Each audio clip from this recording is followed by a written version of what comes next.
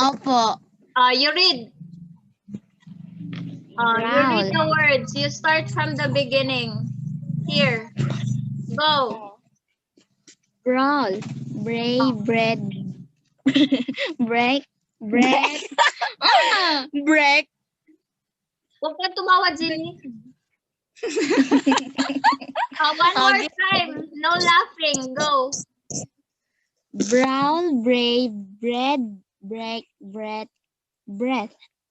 One more time. You listen to me, ah. Brawl, bray, bread, break. Okay, you say break. Breath, breathe, breathe. Breath. Yung Breathe. last one, kasi ito yung breath na hininga. Yung sinasabi sa huli, yung breathe, yung with E, yan yung action. Like for example, breathe in, breathe out.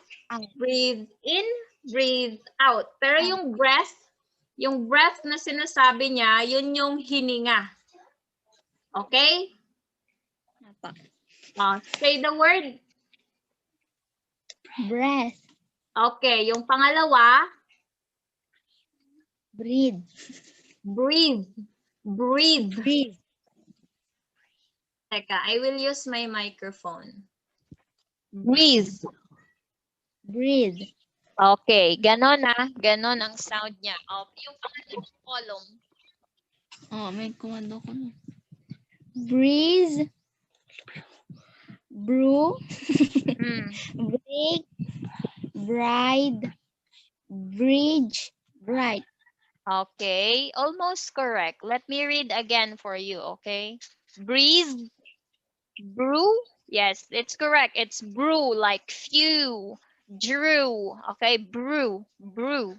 Brick, brick, ride, bridge, bright. Okay? Ano yung breeze na sinasabi? Yung breeze kapag umaga, 'di ba, mahangin, yung hangin na kapag mahangin yung tinatawag na breeze. The breeze outside is very cold. Okay? So ibig sabihin malamig yung hangin. Sa umaga, the breeze is cold. Okay? Breeze. Yung brew kasi hindi kasi kayo nagbo-brew eh. Pag sinabing brew, kapag yung coffee na gawa sa kape mismo, hindi yung Nescafe na nabibili sa nabibili sa tindahan. Teka, ipakita ko nga. Ito, dito sa bahay, when I want brew, I can use this one. Brew. Brew. Brew. Ito, yan yung brew. Halimbawa, pupunta ka sa, alam nyo yung, anong tawag dito?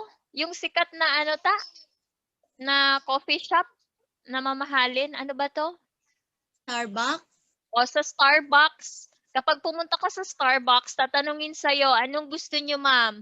Brew, cafe latte, or ano pa ba yung mga choices doon? May latte, may brew. Ito yung brew. Pag sinabi mong brew, ibig sabihin wala siyang cream. Okay, pwede mo ring walang sugar.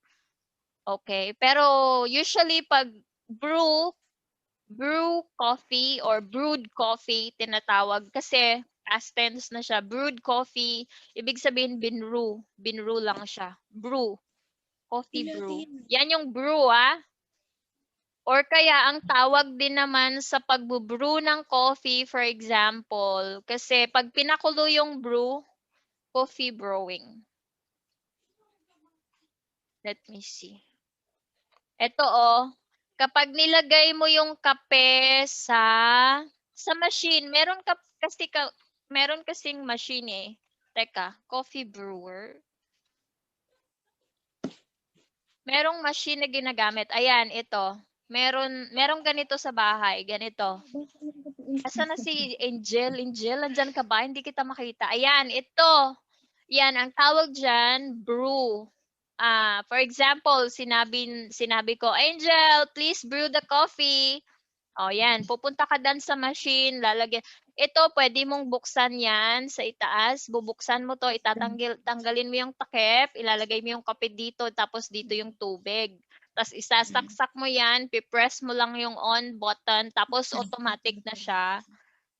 Parang papakuluan niya yung kape. Tapos yung liquid na naghalo na yung kape dyan, dito mapupunta. Pwede mo nang inumin yan. You can put creamer o kaya sugar. Brew, Angel, asan ka? Yes? Brew. Yung brick, Angel. Ano yung brick? Ano yung brick? You read it right. You said it right. Brick, yes. But what is the brick? Yan, yung brick, yung bahay ni na Jenny made of bricks.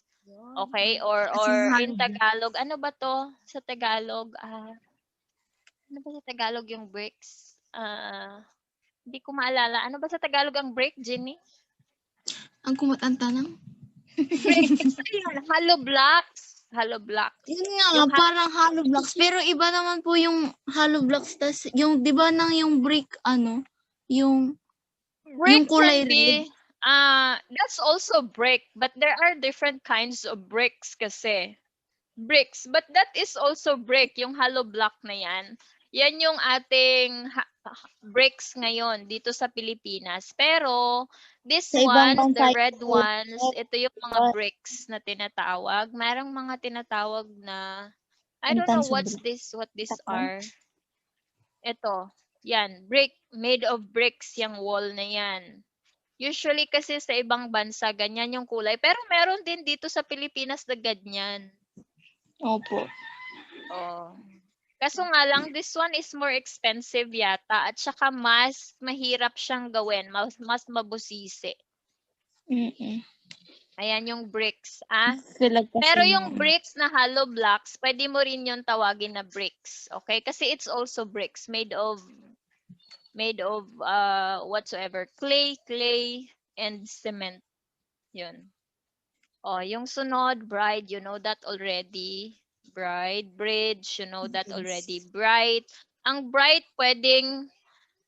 bright is maliwanag, okay? Pwede mong sabihin, it's a bright day. Ibig sabihin, sumisikat yung araw, bright, okay? The house is bright, ibig sabihin, maaliwalas. Okay? Or you can also use this to describe someone who is smart. Bright. Bright idea. That's a bright idea. Ibig sabihin, good idea. Bright idea means good idea. Okay? It's Ivy's turn. Nasaan na si Ivy? Ivy!